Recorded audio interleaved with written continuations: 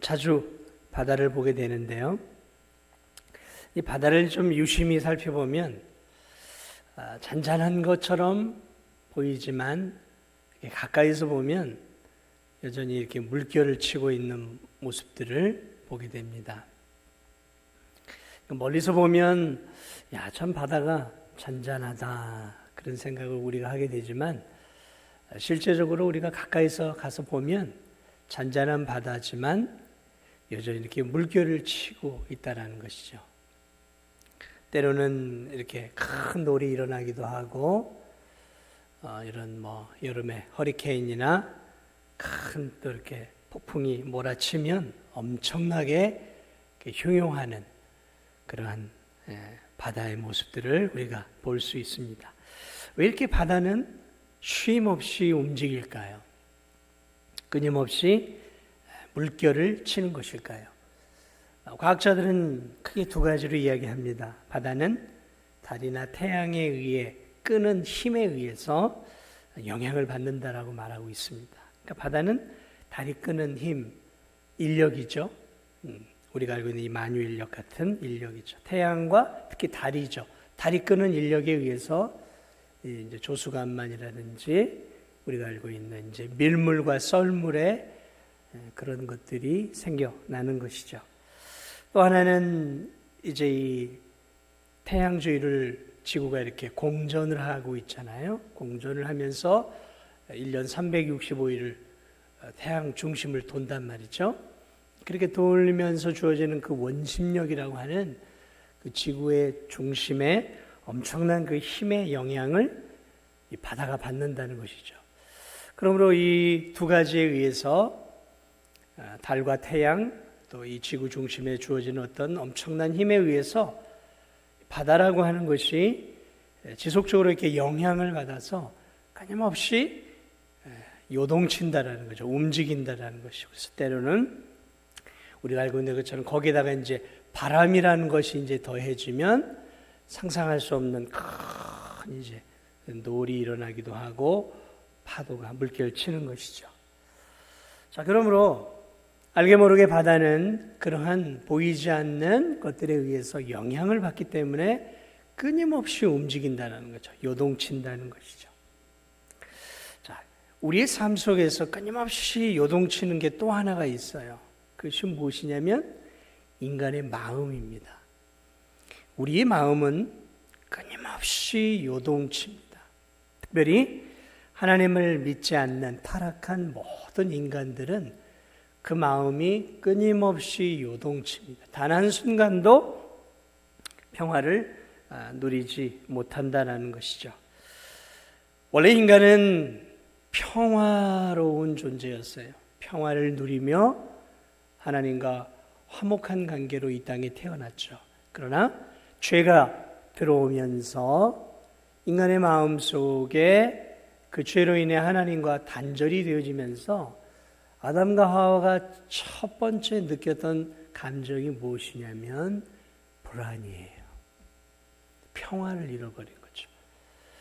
그러니까 아담과 하와는 하나님 안에서 평화를 누리며 살아가는 존재로 만들어졌지만 죄가 들어오면서 그 죄로 인해 아담과 하와는 하나님과 죄로 인해 단절이 되어지면서 이제 세상 속에 살아가면서 무엇을 느끼게 되냐면 불안을 느끼기 시작합니다.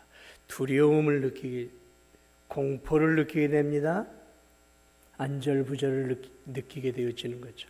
오늘 우리가 경험하는 이 땅의 이 모든 불합리한 그런 마음의 평화를 뺏어가는 이 모든 것들은 어디로부터 출발이 되어지냐면 죄로부터 출발이 되어지는 거예요.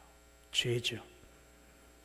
자, 그러므로 인간은 이 죄로 인해 태어난 인간들은 끊임없이 이 마음 속에 무엇을 가지게 되냐면 끊임없이 이 마음이 불안해서 요동을 친다라는 거죠.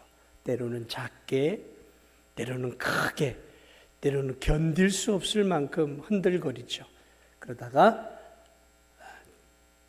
정신병도 걸리고 정신질환도 걸리고 때로는 정신이 빠져나가 버리죠. 우린 그걸 미쳤다 그러죠. 정신이 나가버리는 거예요. 너무 힘드니까. 자, 왜 인간은 이렇게 불안하고 두려움 가운데서 끊임없이 흔들리는 삶을 살아갈까? 이것도 큰 영향을 받는 거죠. 바다가 영향을 받는 것처럼 우리 인간도 영향을 받는 것들이 있어요.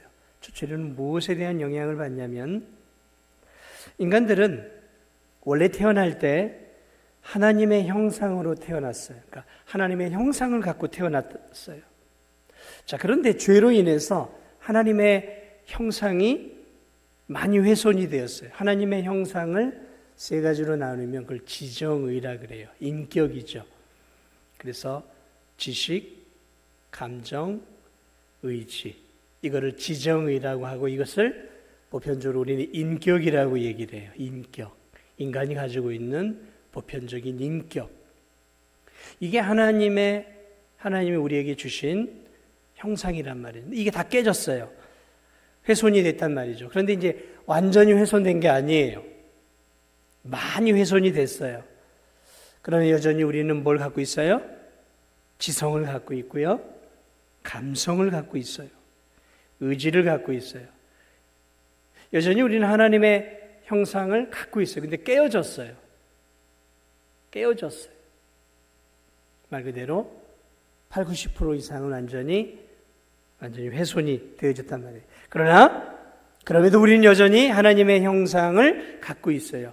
그 하나님의 형상이 뭐냐면 이런 거예요. 어떤 것이냐면 인간이 선악을 아는 거죠. 우린 태어나면서부터 누가 선이 뭐고 악이 뭔지를 가르쳐 주지 않아요. 그런데 우리는 태어나면서부터 선악을 알아요. 이건 선한 일이야. 이건 나쁜 일이야. 도둑질하는 건 나쁜 거야. 이거 누가 가르쳐 준 거 아니에요. 본능적으로 아는 거예요. 그게 하나님 형상이에요. 남을 도와주는 건 선한 일이야. 좋은 일이야. 이런 선악을 훼손되었지만 우리는 가지고 있어요. 여전히. 이게 하나님의 형상이에요. 우리 안에 그런 것들이 있단 말이죠. 못된 짓을 하면 신의 벌을 받을 두려움들을 사람들이 갖는 거죠. 잘못을 하면 벌을 받는다는 거. 이거 하나님의 형상을 갖고 있는 거예요. 착한 일을 하면 복을 받는다는 거. 이 권선징악이고 인과응보죠. 이런 것들을 우리는 누가 가르쳐 주지 않아도 가지고 있어요. 이게 하나님의 형상이란 말이죠. 여전히 우리에게는 하나님의 형상이 있어요. 사람이 죽으면 끝날까? 아니야. 사람이 죽으면 분명히 뭔가 내세가 있을 거야. 그래서 착한 일을 많이 하든 뭐 하면, 좋은 일을 많이 하면 어쨌든 극락이든 천국이든 좋은 데로 갈 거라고 생각해요. 그러나 이 땅에서 나쁜 짓을 하면 지옥이든 하여튼 그런 데로 떨어질 거라는, 하나님을 믿지 않아도 우리 인간들의 마음속에는 하나님이 주신 형상이 여전히 있기 때문에 믿든 믿지 않든 상관없이 우리의 마음속엔 그런 것들을 갖고 있어요. 그것을 어떻게 알 수 있냐면, 여러분 이 세계를 보면 다 이 큰 무덤들이 있죠. 피라미드라든지 저 캄보디아 시엠리세 가면 거대한 앙코르와트가 있어요. 그 신전이고 다 무덤들이란 말이죠. 그걸 왜 만들어 놨을까요? 내세가 있기 때문에 그래요. 그들에게도 내세가 있어요. 저 앙코르 문명이라든지 잉카 문명 만들어 놨잖아요. 이게 다 내세가 있는 거예요. 우리나라도 저 경상도 지방 쪽으로 가면 왕릉들이 많아요. 김유신 장군이라든지 김춘추라든지 그런 거대한 왕릉들이 있어요. 그럼 뭘 얘기할까요? 그 내세에 대한 기대가 있는 거예요. 인간은 본능적으로 훼손되었지만 하나님에 대한 형상이 있어요. 그래서 사람이 죽으면 이대로 끝나지는 않을 거야. 뭔가 더 좋은 미래가 있을 거야. 그래서 이 땅에서 그래도 착하게 살아야 된다라고 하는 그러한 마음이 있어요. 우린 그것을 뭐라고 얘기하냐면 양심이라고 그래요. 양심. 그래서 못된 짓을 하면 아유 저 양심도 없는 녀석, 저 양심의 털난 놈이라고 그랬죠. 양심. 하나님 우리에게 주신 거예요. 깨졌지만 여전히 아직도 훼손됐지만 여전히 뭔가 아직도 꿈틀거리며 살아있어요. 양심. 자, 이런 것들이 믿음을 가지고 있든 가지고 없든 간에 우리의 삶을 움직여가는 거예요. 그래서 이렇게 내 양심대로 살지 않으면 내 마음이 편할까요? 불편할까요? 불편한 거예요. 예수님을 안 믿어도 세상 사람들도 거짓말하고 못된 짓 하고 나면 보통 사람들은 마음이 아파요. 힘들어요. 아, 내가 왜 거짓말했지? 아, 내가 왜 저 사람한테 저렇게 행동했지? 그런 것 때문에 이 마음이 힘들단 말이죠. 자, 우리의 마음을 힘들게 하는 게 바로 이런 부분들인 거예요. 거기다가 우리는 죄로 인해 형상이 깨어졌어요. 그러면서 우리에게는 죄로 인해 주어지는 많은 죄악의 부산물들을 안고 살아가고 있어요. 죄에 대한 부산물들이 뭐가 있을까요? 탐욕. 우리에겐 탐욕이라는 게 있어요. 남들보다 더 집착해서 더 가지려고 하는 거죠. 남들보다 더 높아지려고 하는 것이죠. 남들보다 더 올라서려고 하는 것이죠. 그래서 내가 올라서려고 밟기도 하고 올라서는 거죠. 탐심, 지나친 욕심, 탐욕, 탐심, 부정, 불의, 부패한 마음, 우리 안에 이런 것들이 많이 있단 말이죠. 정욕, 폭력. 여러분, 우리 안에 이런 것들이 있어요. 우리 안에. 누가 여러분들에게 그런 것들을 가르쳐주지 않아도 여러분은 다 거짓말에 능숙한 사람들이에요. 거짓말 가르쳐주지 않아도 우린 거짓말을 자유자재로 할 수 있어요. 가르쳐주지 않아도 우린 죄 짓는데 능숙한 사람들이에요. 학교에서 죄 짓는 거 안 가르쳐주죠. 누가 죄 짓는 걸 가르쳐줍니까? 유치원에서 누가 죄 짓는 걸 가르쳐줘요? 유초등부, 중고등부, 대학에서 누가 죄 짓는 걸 가르쳐주냔 말이죠. 그런데 왜 사람들은 고등교육을 받을수록 더 지능적으로 죄를 저지를까요? 좋은 학문을 배운 사람일수록, 국회의사당에 입성한 사람일수록 왜 저렇게 유치하고 치졸하고 정말 더럽게 정치를 하냔 말이죠. 누가 가르쳐줬을까요? 가르쳐주지 않았어요. 가르쳐준 거 아니에요. 죄로 인해 인간의 탐욕이 저 사람들을 저렇게 만들어가고 우리를 그렇게 만들어가는 거예요. 자, 이것들이 복합적으로 우리 안에서 움직여가고 있다는 거죠. 왜 우리에게 불평과 평안이 없는가? 왜 인간에겐 평화가 없는가? 깨어진 양심이 아직도 남아있어요. 하나님에 대한 의식이 있어요. 신에 대한 의식이 있다고요. 무신론자들도 신을 무시하는 것이지 신을 없다라고 말을 못해요. 인간에게는 신의식이 있어요. 그건 하나님이 우리에게 주신 거란 말이죠. 자, 그런 가운데서 내 안에 주어지는 그런 죄로 인한 것들이 내 안에서 얽힌단 말이죠. 그러니까 삶 속에서 하나님의 훼손된 형상, 양심대로 살고자 하는 삶과 욕망대로 살고자 하는 이 삶이 뒤엉키는 거예요. 우리의 삶이 끊임없이 뒤엉키는 것이죠. 그러니까 이 바다 물결이 저 달의 중력에 의해서, 이 지구의 힘에 의해서, 바람에 의해서 얽히고 설키는 것처럼 우리의 죄악된 마음이 평안할 날이 없는 거예요. 평안할 날이 없는 거예요. 제가 지금 말씀드리고 있는 것은 예수님 믿는 성도의 삶이 아니라 하나님을 믿지 않는 보편적인 사람들의 삶을 이야기하는 거예요. 평화가 없다라는 거죠. 그리고 본질적으로 이 모든 뿌리가 무엇이냐면 아담으로 다시 거슬러 올라가야 돼요. 아담으로 거슬러 올라가야 돼요. 아담과 하와는 에덴 동산에서 행복했어요. 그렇죠. 행복했어요. 하루하루 행복했어요. 평화로웠어요. 행복했어요. 무한한 기쁨을 누렸어요. 그런데 그 평화가, 마음의 평화가, 삶의 평화가 깨졌어요. 무엇 때문에요? 죄예요. 죄의 문제. 죄가 들어오면서 하나님과의 평화가 깨져지고 마음의 평화가 깨졌어요. 그래서 하나님을 피하기 시작해요. 하나님을 두려워하기 시작해요. 에덴 동산에서 추방이 되었어요. 에덴 동산에서 추방이 되자 성경을 보니까 그들이 동쪽으로 멀리 갔다 그랬어요. 동쪽은 지금의 저 메소포타미아 지역이에요. 하나님으로부터 더 멀리 간 거죠.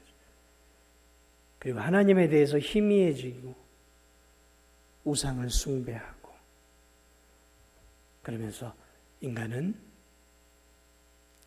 그것이 하나님과의 관계가 깨어져서 평화를 잃어버린 것들을 못 느끼고 깨어진 평화를 회복하기 위해서, 깨어진 행복을 찾기 위해서 이 세상 속에서 행복을 찾아가는 거예요. 그것이 돈이기도 하죠. 돈을 통해서 인생의 행복을 살려 그래요.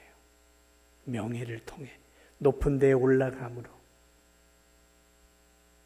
더 많이 가짐으로, 건강함으로, 젊음을 회복함으로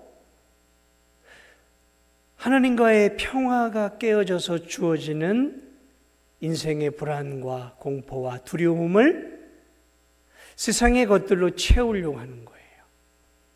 채워지겠습니까? 채워질까요?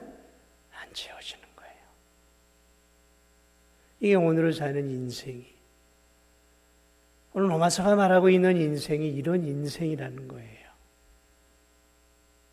그러므로 오늘 이 본문도 우리에게 가르쳐 주는 게 무엇이냐면, 잃어버린 평화를 회복하기를 원한다면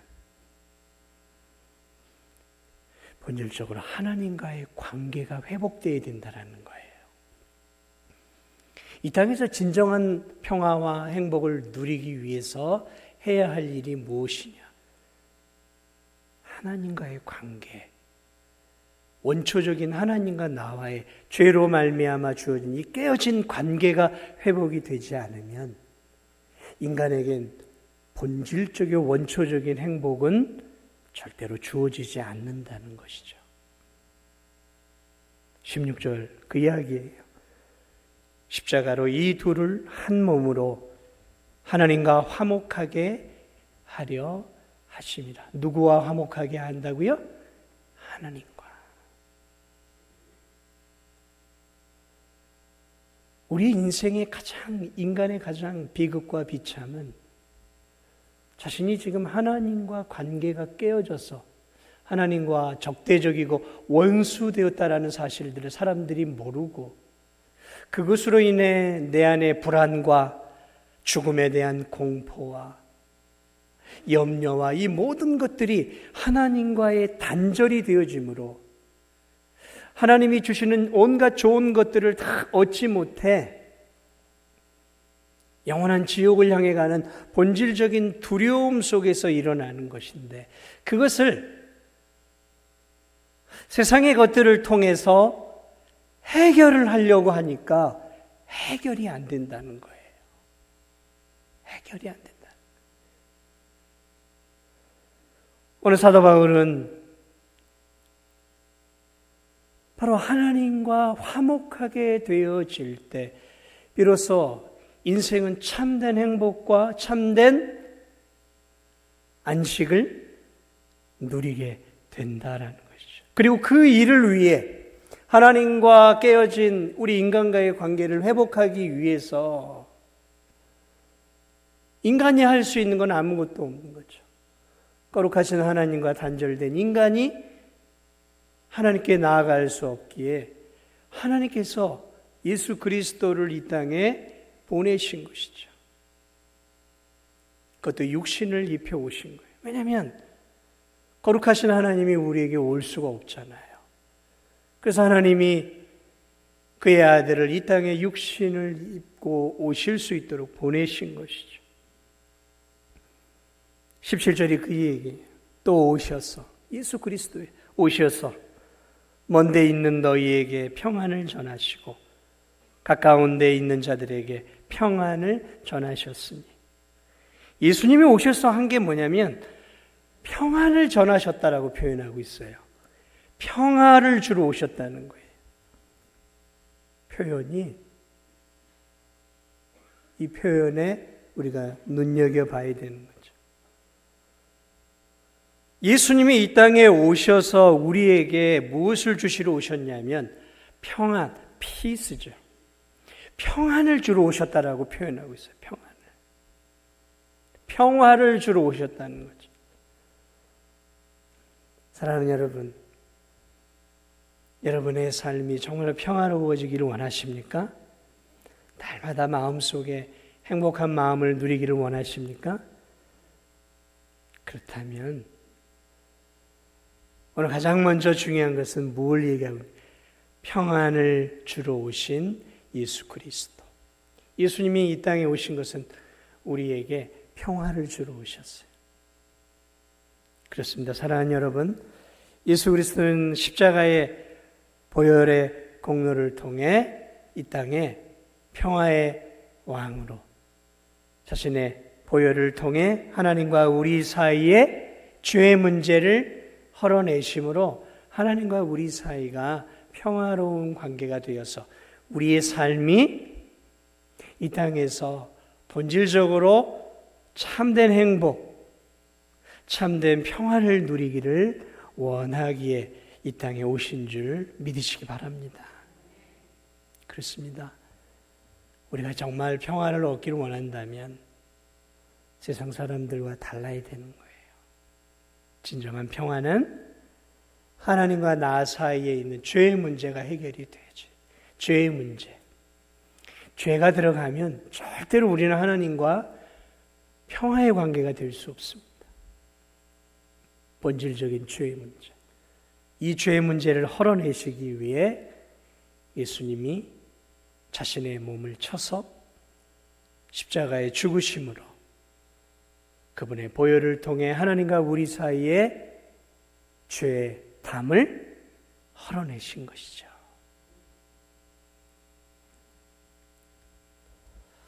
그렇습니다. 그러므로 우리가 늘 언제나 평화를 얻기 원한다면 다시 한번 우리 자신들을 돌아봐야 돼. 나와 하나님 사이는 평화로운 관계인가? 평화로운 관계인가? 화목된 관계인가를 살펴보아야 되는 거예요. 오늘 이 본문은 우리에게 17절에 이렇게 얘기합니다. 오셔서 먼 데 있는 너희에게 평안을 전하시고 가까운 데 있는 자들에게 평안을 전하시고, 여기서 먼 데 있는 너희는 우리 진도 안에 사는 우리 그리스도인인 우리도 포함이 되는 거죠. 이방인들을 얘기하는 거예요.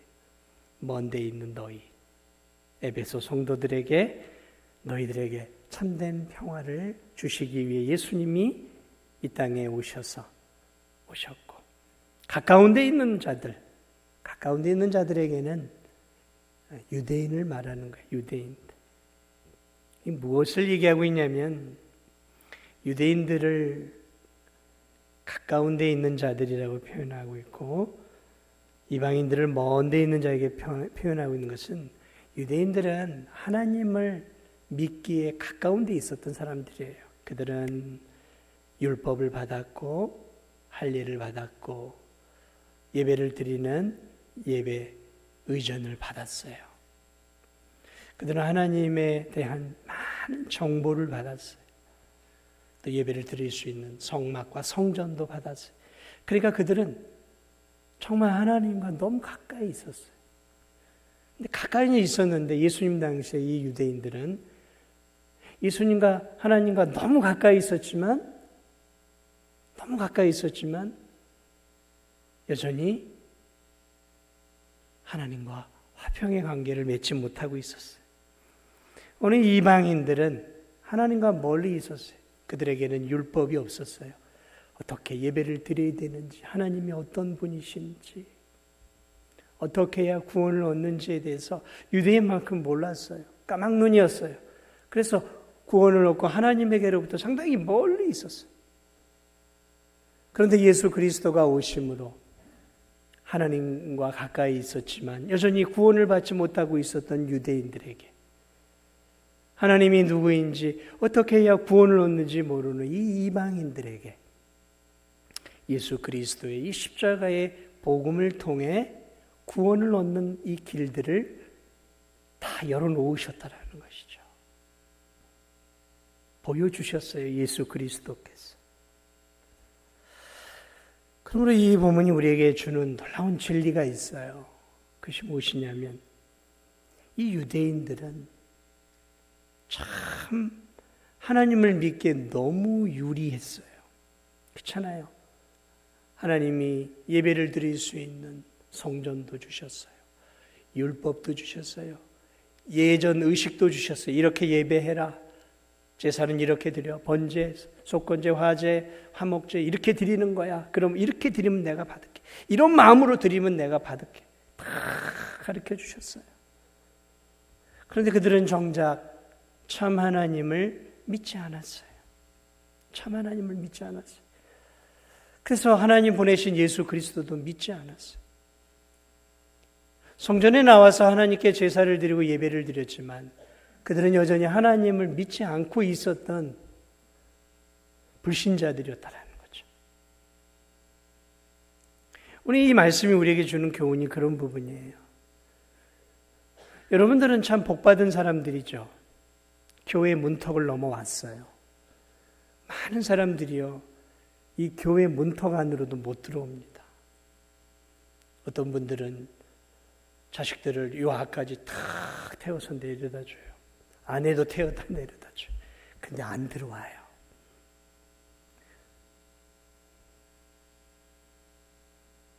한 발짝만 문을 열고 한 발짝만 들어오면 이 교회 안으로 들어오실 텐데요, 5년 10년 지나도 자식과 아내만 내려다 줘요.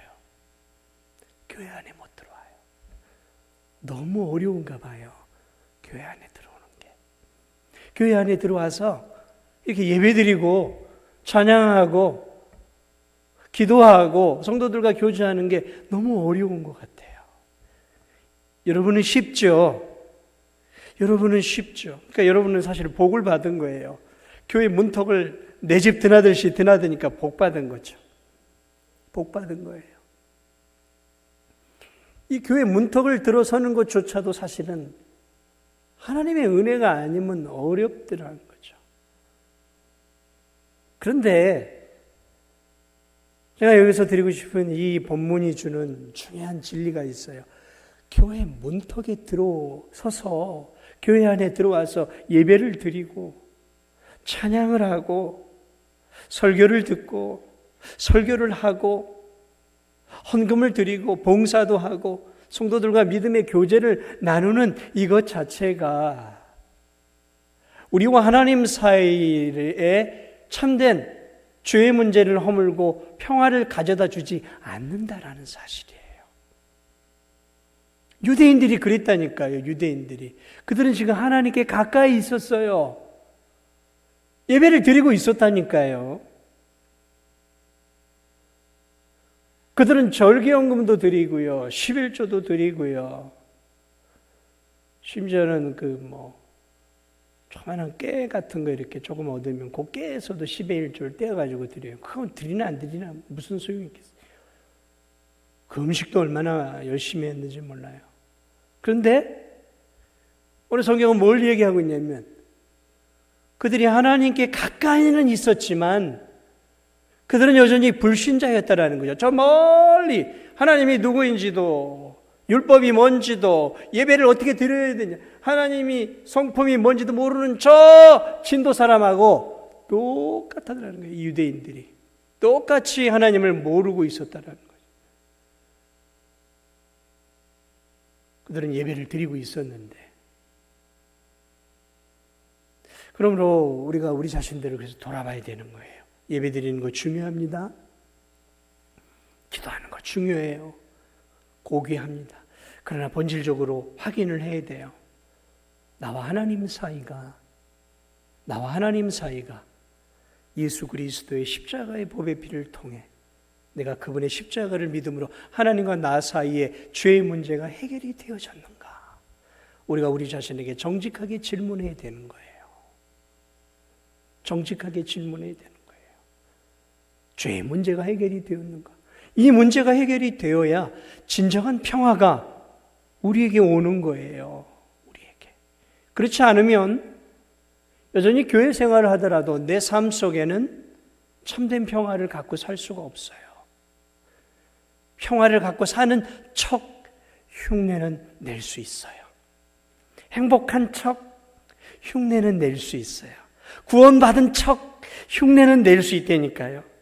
그런데 진짜로 구원받은 기쁨이 있냐라는 거죠. 야, 내가 하나님의 자녀가 되었다라는 거, 내가 죄 용서 받았다라는 본질적인 마음 깊은 곳으로부터 기쁨이 있냐라는 것이죠. 아멘? 있습니까? 그게 있어야 돼. 또 하나가 있어요. 마지막으로 또 하나가 있어요. 예수님으로 말미암아 죄의 문제가 해결되었어요. 그런데도 왜 내 삶에 기쁨이 없고 내 삶이 이렇게 우울하고 내 삶에 이렇게 회색빛일까? 그러면 하나님과 나 사이에 본질적인 죄의 문제는 해결이 되었지만 하나님과 나 사이의 삶 속에 여전히 죄악된 삶의 습관이 하나님과 나 사이를 가로막아서 나로 하여금 구원의 기쁨과 하나님이 주시는 본질적인 그런 어떤 말씀에 충만한 은혜를 누리는데 방해를 주고 있는 내 죄악된 삶의 습관은 없냐라는 거죠. 우리가 이 부분을 살펴봐야 되는 거예요. 언제나 문제는 죄예요. 죄예요. 구원의 은혜는 받은 것은 확실했는데 내 삶이 왜 이렇게 우울하냔 말이죠. 기쁨이 없냔 말이죠. 뭐가 문제냔 말이에요. 그러면 다시 한번 하나님과 나 사이에 관계를 다시 확인을 해야 되는 거예요. 내가 하나님의 말씀대로 살고 있는가? 아니면 하나님의 말씀대로 사는 척하면서 여전히 세상이 좋아서 세상을 사랑하고 세상에 마음을 쏟고 와 저게 정말 내 인생을 행복해 해주는 파랑새 하면서 교회 생활하고 천국은 소망을 하고 있지만 내 마음은 저기에 쏠려 있는 거예요. 세상에 저쪽에 쏠려서 거기에 마음을 빼앗겨서 살아가고 있다면 그 사람에게는 평강이 찾아오기 힘든 거죠. 그러므로 자꾸 우리는 하나님과의 우리의 관계를 회복해야 되는 거예요. 하나님과 나 사이에 어떤 불순물들이 끼어 있는가? 하나님을 내가 사랑하는 일에 있어서 하나님보다 더 사랑하는 것이 내 중간에 끼어 있지는 않은가? 이게 죄예요. 다른 게 죄가 아니라 하나님과 나 사이에 내가 더 마음을 쏟는 것들이 있으면 그게 죄라는 거죠. 그것이 나의 행복과 내 신앙의 평강을 좀먹는 죄라는 것이죠. 이 문제가 해결이 돼야 되는 거예요. 이것이 해결이 되지 않으면 우리의 삶은 구원은 얻었을지 모르지만 하나님이 주시는 하나님으로부터 주어지는 구원의 은혜, 감격, 기쁨, 본질적으로 하나님이 주시는 어떤 생명의 샘솟는 그 약동을 느끼지 못한 채 병든 신앙인으로 살아갈 수밖에 없는 것이죠. 말씀을 마무리합니다. 오늘 우리의 삶, 하나님 우리가 행복하기를 원하세요. 아멘. 우리가 행복하기를 원하세요. 하나님 우리가 평화를 누리며 살기를 정말 원하셔요. 그래서 예수님을 보내주셨어요. 우리의 하나님과 우리 사이의 죄의 문제를 헐어내서 평강의 근원이 되시고 기쁨의 근원이 되시고 행복의 근원이 되시는 하나님으로부터 온갖 행복을 마음껏 누리며 살도록 예수님이 우리에게 오셨어요. 그러므로 날마다 예수 그리스도를 붙잡고 그분의 보혈을 의지하며 사시고 내 삶 속에 하나님과 나 사이에 혹 가로막고 있는 또 다른 죄악된 삶의 습관이 무엇인가, 그것들을 확인하셔서 그런 부분들을 하나하나 우리가 제거해 나갈 때 더욱더 하나님이 주시는 그런 놀라운 은혜와 행복을 우리가 누리면서 영원한 천국에서만 우리가 참된 평화와 기쁨을 누리는 것이 아니라 이 땅에서도 하나님 안에서 참된 행복과 기쁨과 진정한 삶의 만족을 하나님 안에서, 그리스도 안에서 누리시는 저와 우리 성도들이 되시기를 주님의 이름으로 축복을 드립니다.